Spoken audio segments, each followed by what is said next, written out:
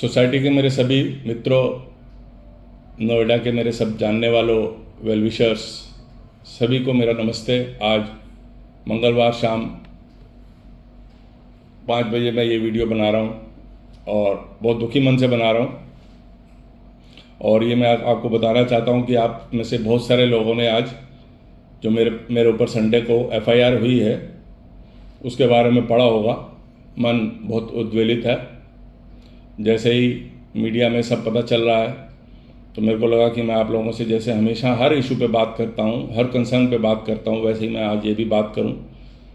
इस सब की शुरुआत जो ये हुई है, ये आपको सरफेस पे लग रहा होगा कि किसी RSS के भाग कारवा के साथ मेरा कोई लड़ाई हुई है RSS के। तो मैं बता दूं कि इसको इस रूप में कभी मत लीजिएगा, क्योंकि मैं खुद भी स्वयंसेवक हूं और अभी का स्वयंसेवक नहीं है। हम भी 3rd जनरेशन के स्वयंसेवक हैं। मेरे दादाजी पाकिस्तान में स्वयंसेवक थे, तो RSS हमारे खून में है। मैं इस बात को यहीं विराम देते हुए आगे मैं बात बताता हूं आपको कि 3 साल पहले, 4 साल पहले की बात है, हमारी लड़ाई। ये वीडियो थोड़ी लंबी हो जाएगी, लेकिन आप सबको ये जानना बहुत ज़रूरी है कि इस FIR के पीछे का कॉन्टेक्स्ट क्या है, इसके पीछे क्या बैकग्राउंड है, कि ये जो आज ये FIR है ये किस परिप्रेक्ष्य में देखनी चाहिए हम सबको। ये लड़ाई बहुत बड़ी है।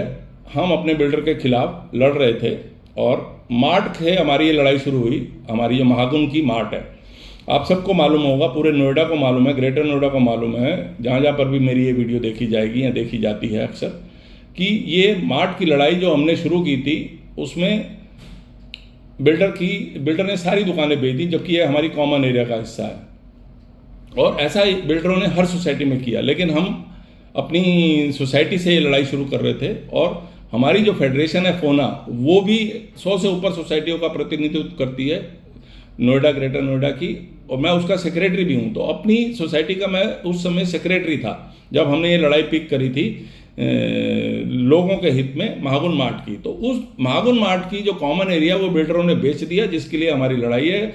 बिल्डरों ने मार्ट जितनी भी सोसाइटी में दुकानें बनी हैं, कॉमन एरिया की दुकानें हैं, जो कन्वीनियंस शॉप है, उनके बाहर दीवारें नहीं लगाई।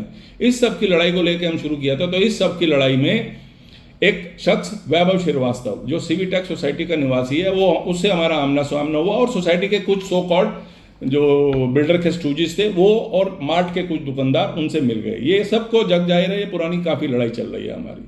अल्टीमेटली वो वैभव श्रीवास्तव के साथ लड़ाई थोड़ी और गंभीर हो गई जब सीवीटेक सोसाइटी के अंदर, जिसमें वैभव श्रीवास्तव रहता है, वहाँ पर ये लड़ाई हमें पता चली, हमारी फेडरेशन को ये सूचना मिली वहाँ के कुछ निवासियों से, कि जो लड़ाई भाटिया जी आपने अपनी सोसाइटी में शुरू कर रखी है, वहाँ की कुछ लोगों ने बताया ये तो हमारी सोसाइटी में भी ये चल रहा है। और बिल्डर के ऊपर एक नोएडा बिल्डर के ऊपर हाई कोर्ट में, सीवीटेक के बिल्डर के ऊपर एक हाई कोर्ट में रिट लगाई गई थी नोएडा अथॉरिटी के लिए। और वहाँ पर गैर कानूनी कंस्ट्रक्शन, जिम, क्लब, जिसके कि ये हाई कोर्ट की रिट पिटीशन का ऑर्डर है।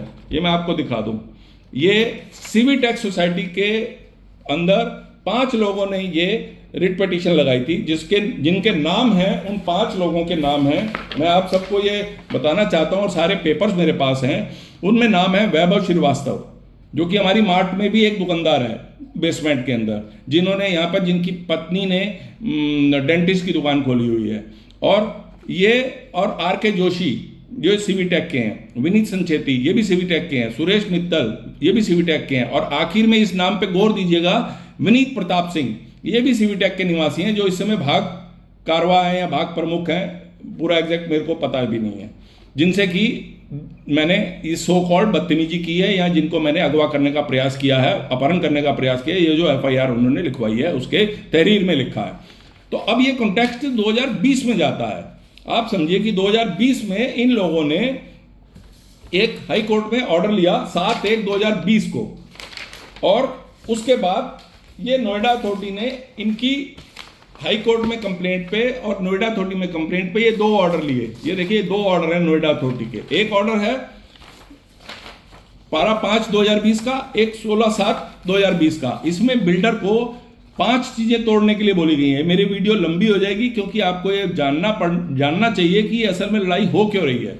तो जिसमें कि वैभव श्रीवास्तव मुख्य रूप से जो मेरा विरोधी रहा है, और विनीत प्रताप सिंह जो मेरे विरोधी रहे हैं, उन दोनों ने ये हाईकोर्ट में 3 और लोगों के साथ कंप्लेंट डाली थी, फिर नोएडा अथॉरिटी में भी फॉलोअप किया था, और इसमें था एंट्रेंस लॉबी, मेंटेनेंस ऑफिस और क्लब का अनधिकृत निर्माण किया गया है। टावर ए की छत पर पेंट हाउस का निर्माण किया गया अनधिकृत, सारी की सारी ग्रीन एरिया को ओपन पार्किंग का निर्माण कर दिया गया है। कन्वीनियंट शॉप की छत पर जिम और फिटनेस सेंटर बनाकर इलीगल कंस्ट्रक्शन की गई है, और कन्वीनियंट शॉप के सामने ओपन खुले क्षेत्र में कियोस्क लगा दिए गए हैं। अब आप ये समझिए कि ये हाई कोर्ट से ऑर्डर लाए थे विनीत प्रताप सिंह जी और वैभव श्रीवास्तव, और उसके बाद नोएडा अथॉरिटी ने इनको 2 ऑर्डर दिए थे। लेकिन उसके बाद ये जुलाई के बाद हमें पता चला, जब वहां पर तोड़फोड़ की कार्रवाई शुरू हुई, तो इन लोगों ने वहीं की सोसाइटी सिवीटेक संप्रीति सोसाइटी के लोगों ने मुझे बताया, कई लोगों ने फेडरेशन को बताया, हम फेडरेशन में काफ़ी एक्टिव रहते हैं और सोशल लाइफ जीते हैं, यहाँ पे बिल्डरों के खिलाफ काफ़ी काम करते हैं, तो वहाँ के कुछ लोगों ने बताया कि उनकी सोसाइटी में ये हो रहा है और ये तोड़फोड़ रुक गई है। अब आप सोचिए, उसके लिए तोड़फोड़ रुक गई है, तो ये मैंने 10वें महीने 13/10/2020 ये कार्रवाई कंस्ट्रक्शन तोड़ने की नोएडा अथॉरिटी का ऑर्डर आया है आखिरी 16 जुलाई को, और मैंने ये डाली है चिट्ठी 13 अक्टूबर 2020 को।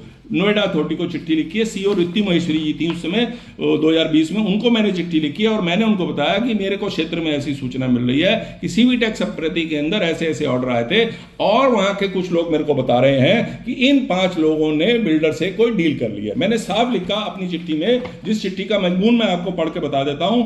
As a responsible federation of the area, ये मैं प्रेयर कर रहा हूं, रितु महेश्वरी जी सीईओ थी उस समय, as a responsible federation of the area working for the welfare of lakhs of residents living in the high rise societies, we feel it is imperative in our part to inform you and request you take action against the builder and these above mentioned 5 people। 5 people कौन थे? जो high court गए थे, फिर Noida authority में भी complaint डालते रहे, और बाद में इन्होंने बिल्डर से सेटिंग कर ली, और कोई भी कार्रवाई, और ना दुकानें टूटी, ना कोई रास्ते खुले, और ना कोई पेंट हाउस टूटा, तो ये सब कार्रवाई उन्होंने वापस ले ली, जिसके लिए इतनी मुखर से, और सुना है कि ऐसे वापस नहीं होती। मैंने अपनी कंप्लेंट में 13/10 को लिखा था कि उसकी कुछ कंसिडरेशन जरूर हुई होंगी, आप समझिए मेरी बात को। तो उस दिन के बाद से ये हमारी खिलाफत, हमारी लड़ाई और बढ़ गई, जो अल्टीमेटली कहीं ना कहीं आप देखोगे, जब भी मैं महागुन मार्ट के केस में ये सब कुछ करता था और इनके खिलाफ इन्होंने अपनी एओ बना ली जिसके खिलाफ हम ये कार्रवाई करते थे, तो ये लोग मेरे विरोध में और होते चले गए, जिसकी परिणति ये हुई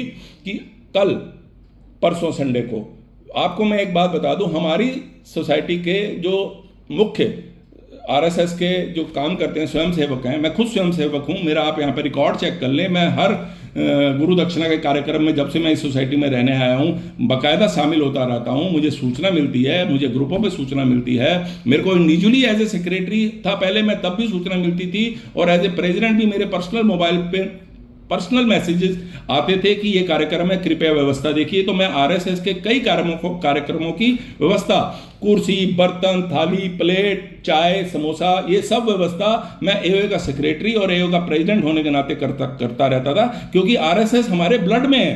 तो ये सर्वविदित है कि हमने कभी भी आरएसएस के लिए कोई भी ऐसी कोई काम हम सपने में भी नहीं सोच सकते, मेरा जन्म व्यर्थ हो जाएगा अगर मैंने आरएसएस के बारे में ऐसी भी कोई अपने मन में भावना रखी हो तो। लेकिन आरएसएस के जो ये निचले पदाधिकारी हैं, विनीत जी और इनसे भी 1-2 ऊपर स्तर के जितने भी पदाधिकारी हैं, ये वीडियो मेरी आरएसएस में जितने भी पदाधिकारी हैं ऊपर के, जो इनके भी वो हैं, इनके भी ऊपर के पदाधिकारी हैं, उन सब तक मेरी ये वीडियो, जिनको भी ये सुनाई दे, पहुंचानी चाहिए, क्योंकि ये आरएसएस के निचले स्तर पे ये जो पदाधिकारी हैं आरएसएस का नाम लेके और पर्सनल गुंडागर्दी कर रहे हैं, पर्सनल खुंदक निकाल रहे हैं एक मेरे जैसे स्वयंसेवक के साथ, जो कि आज 21-61 साल का हो गया है, जो कि खुद सीनियर सिटीजन है और समाज की सेवा में लगातार लगा हुआ है।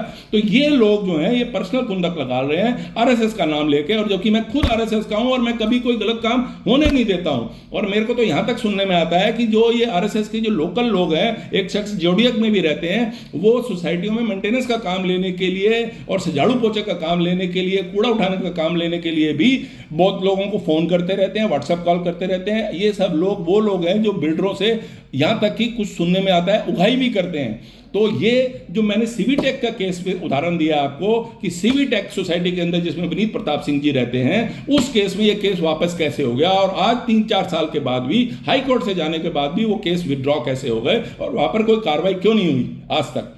तो मेरी लड़ाई एक भ्रष्टाचार से शुरू होके, मेरे को नहीं पता था कि इसमें एक आरएसएस के पदाधिकारी का नाम आ जाएगा बीच में, जो कि मेरे को अल्टीमेटली 3 साल बाद इस बात की एफआईआर झेलनी पड़ेगी कि मैंने पूर्व सूचना के बिना। अब मैं आपको बता दूं ये एफआईआर क्यों हुई है।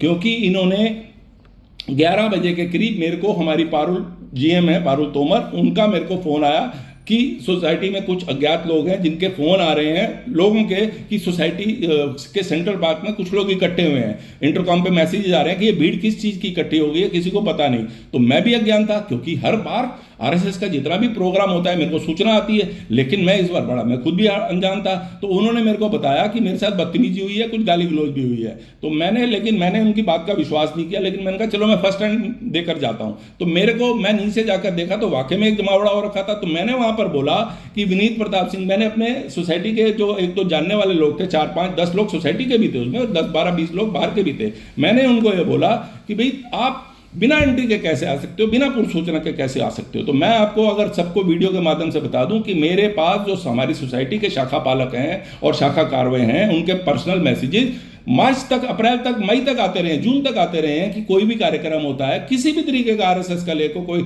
एकत्रीकरण का कार्यक्रम होता है, कोई गुरु दक्षिणा का कार्यक्रम होता है, कोई खीर का कार्यक्रम होता है शरद पूर्णिमा वाले दिन, वो सब तरह के कार्यक्रम को, कोई कुटुंब प्रबोधन का कार्यक्रम होता है, सभी तरह के कार्यक्रम की सूचना मेरे पास पर्सनल लेवल पे भी आती है, ताकि मैं व्यवस्था देखता रहूं। और मैं व्यवस्था बड़े चाव से, बड़ी खुशी से देखता था। लेकिन मेरे को अभी भी कोई वो नहीं है, वो सब काम तो हम करते रहेंगे, हमारे कार्य क्षेत्र में नहीं आते तो कब दिल में आते हैं, हम वो करते रहेंगे। लेकिन उस दिन क्या हुआ कि जब मैंने पूछा तो ये इन्होंने, मैं बोलकर आ गया सिक्योरिटी को, दिस इज नॉट डन, कि आप बिना पूर्व सूचना के आए हैं और बिना किसी ऑथराइजेशन के आए हैं और कॉमन एरिया में खड़े हैं, लोगों के एतराजात आ रहे हैं। तो मैं ये कह के सिक्योरिटी को बोल के आ गया कि भैया इनको बोलिए, रिक्वेस्ट करिए और निकल जाए। और उसके बाद मैं सोसाइटी के अपने एओ के ऑफिस में बैठ के गया। उसके 15 मिनट बाद सिक्योरिटी के रिक्वेस्ट करने के बाद ये लोग बड़ी शांतिपूर्वक बाहर चले गए हैं, जो कि सीसीटीवी फुटेज में है, सारा प्रूफ है। और वो शांति से बाहर चले गए, किसी तरह का कोई गाली गलौज, लड़ाई झगड़ा, हाथापाई होने की नौबत ही नहीं आई है। किसी के पास कोई रिकॉर्डिंग नहीं है कि मैंने कोई हाथापाई की है, कोई गाली गलौज करते हुए, कि कोई एक फुटेज तो दिखाएंगे ना। वहाँ 40 लोग थे, किसी ने तो एक वीडियो बनाई होगी ना मेरी इस तरह के काम करने की और अपहरण करने की कोशिश। तो बहुत बड़ी वायलेंट चीज हो गई, ऐसे में तो फट वीडियो बनती है आज की डेट में। लेकिन ऐसा कुछ भी नहीं हुआ। हाँ, उसके विपरीत मेरे पास सारी वीडियो हैं कि इन्होंने क्या क्या किया। अब आप सुनिए कि सोसाइटी में 2-3 लोग जो आरएसएस के नाम पर आज की डेट में गुंडाई कर रहे हैं, आरएसएस का नाम लेके। मैं आरएसएस के खिलाफ नहीं बोल रहा हूं, बार बार मैं बोल रहा हूं, क्योंकि मेरी वीडियो को काट छाट के दिखाया जाएगा। और ये भी मैं आपको बता दूं, वीडियो मेरी काट छाट के दिखाई जाएगी, जिसमें ऐसा दिखाया जाएगा कि मैं आरएसएस के खिलाफ हूं। नहीं, मैं आरएसएस का स्वयंसेवक हूं। मैं किसी पद पे नहीं हूं, मेरे को कोई पद भी नहीं चाहिए, किसी लालसा में नहीं हूं। मैं तो जीवन में स्ट्रगल करता हुआ जाऊंगा और समाज के काम आता हुआ जाऊंगा। मैं ऐसा ही व्यक्ति हूं। अब आप सुनिए कि वहां पर आज की डेट में हमारी सोसाइटी की शाखा का ये हाल है कि जो पुराने हमारे शाखा चलाते थे वो सब बैकफुट पे हैं। सारे को खुड्डे लाइन लगा दिया गया है, धीरे करके। आज की डेट में कोई सूचना नहीं आती। उसका कारण क्या है? हमारे यहाँ पर एक मुख्य शिक्षक बना दिए गए हैं, संदीप पोखरियाल जी, जो हमारे यहाँ पे किराएदार हैं, सोसाइटी में रहते हैं। मैं किराएदार को एम्फेसाइज नहीं कर रहा हूँ, क्योंकि कोई भी हो सकता है, किसी भी ऐसे सोसाइटी में रह सकता है, कोई मालिक रह सकता है, कोई किराएदार रह सकता है। तो उनको एक मुख्य शिक्षक बना दिया है। अब आप मुख्य शिक्षक के नाम पर सुन लीजिए कि 24 जुलाई को मेरे को एक कंप्लेंट आती है। ये वीडियो बहुत लंबी होने जा रही है। मैं आपको बता रहा हूँ कि सोसाइटी के अंदर आरएसएस के जो लोकल छोटे लेवल के पदाधिकारी हैं, उन्होंने क्या गंदगी मचा दी है। आप समझिए कि मेरा मन इतना व्यथित है कि इसको कोई रोकने वाला नहीं है।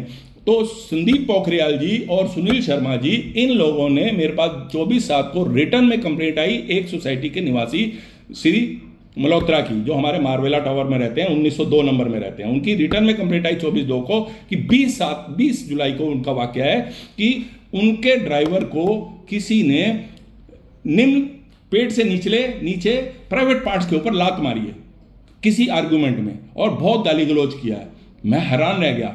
हमारे जो वाईपी गुप्ता जी हैं, जो आज एओ में भी हैं और पहले वो शाखा के कारवा भी थे यहाँ के, हमारी शाखा के, और बस्ती पालक भी रहे हैं आरएसएस में। आज वो एओ के नाते वो उसमें नहीं है। लेकिन जब उन्होंने सतीश शर्मा जी, जो प्रतीक पिस्ट एरिया में रहते हैं, जो आरएसएस के इस एरिया के कारवा हैं, उनको जब ये बात बताई तो आज 1.5 महीना हो गया, कोई एक्शन नहीं लिया गया उस पर। तो ये मन में रंजिश रखते जा रहे हैं। संदीप पोखरियाल, सुनील शर्मा, इन सब लोगों, जिस सुनील शर्मा ने एफआईआर में अपने नाम से एफआईआर कराई है, सुधीर कुमार ने अपने नाम से एफआईआर कराई है। अब आप सुनील शर्मा और संदीप पोखरियाल जिनके आप मैंने नाम लिए हैं, इन लोगों ने पर्सनल रंजिश रख ली। अब मैं आपको संदीप पोखरियाल की एक और कैरेक्टर बताता हूं कि हमारी सोसाइटी की एक और महिला जो निवासी हैं, उनके साथ क्लब में इन दोनों तीनों लोगों ने इतनी अभद्रता से बात की है। वो लेडी अपना नाम नहीं देने को तैयार, लेकिन वो पूरी सोसाइटी में जो हमारी सिस्टम है मेंटेनेंस का, सिक्योरिटी, उन सबके पास रिपोर्टेड है वो केस कि इन लोगों ने उस महिला के साथ इतने आपत्तिजनक शब्दों का इस्तेमाल किया था 2-2.5 महीने पहले, और ये माफी मांग के गए थे हमारी सोसाइटी में, हमारी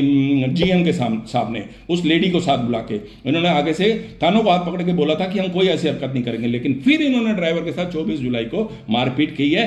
4 दिन तक ड्राइवर नहीं आया। मेरे पास सब लिखित शिकायतें हैं और पुरानी शिकायतें हैं। आप समझिए कि 24/7 को शिकायत आई थी, 20/7 का इंसिडेंस था, और गुप्ता जी इससे वाकिफ हैं, और प्रतीक विस्ती एरिया में रहने वाले जो आरएसएस के पदाधिकारी हैं सतीश शर्मा जी, वो इससे वाकिफ हैं।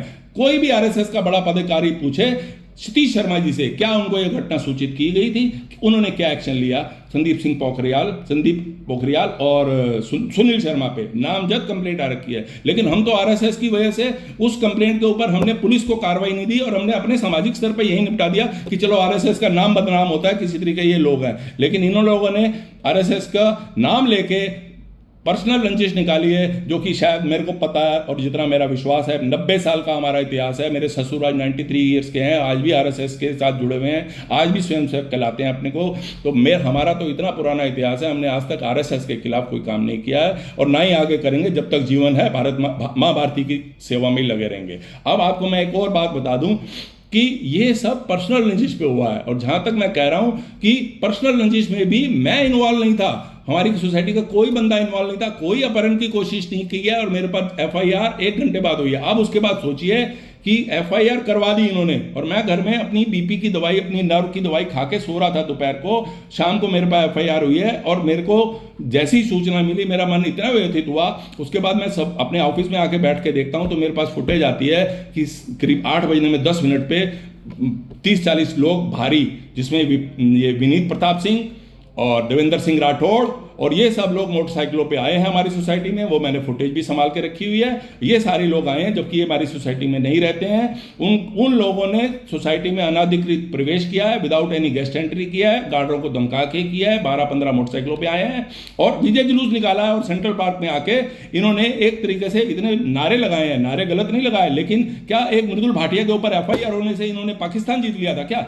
ऐसे नारे लगाए हैं और इस तरीके से इतना व्यथित किया, आज मेरा मन रोने को कर रहा है। लेकिन मैं अपनी लड़ाई चालू रखूंगा और मेरे को मालूम है कि मैं कभी भी आरएसएस का नाम इस्तेमाल भी नहीं कर सकता, ना खराब कर सकता हूं। ये मेरी निजी लड़ाई है और हम इसको अंत तक पहुंचाएंगे। एज एन एओए प्रेसिडेंट मेरा पूरा अधिकार है कि सोसाइटी में अंदर कोई भी गैदरिंग हो, कुछ भी हो, उसके लिए मेरे को सूचना करनी चाहिए और मेरे से हो सके तो परमिशन लेनी चाहिए। मैं उस अधिकार का प्रयोग करते हुए गया था वहां पे, और तब भी उसके बाद भी मैंने कोई अपहरण जैसी कोशिश नहीं करी। मेरे पास सारी फुटेज है। जब ये सोसाइटी से बकुशल बाहर गए हैं उसके 20 मिनट पहले मैं अपने ऑफिस में आके बैठ गया था। मेरे ऑफिस में भी कैमरा लगा हुआ है, उस समय की भी कैमरा लगा हुआ है, सारी फुटेज है हमारे पास। ये कैसे ही विनीत प्रताप जी सोसाइटी के बाहर गए हैं, सारे लोग ये बाहर गए हैं और मैं तब ऑफिस में बैठा हूं अपने। मेरे ऑफिस में अलग कैमरे हैं, गोल चक्कर पे अपना कैमरा लगा हुआ है। वो सब कैमरे बता रहे हैं कि विनीत प्रताप सिंह जी जब शांति से टहलते हुए बाहर गए हैं उस समय मृदुल भाटिया ऑफिस में बैठा हुआ था और ये कह रहे हैं कि अपहरण करने की कोशिश की है, कमरे में बंद करने की कोशिश की है।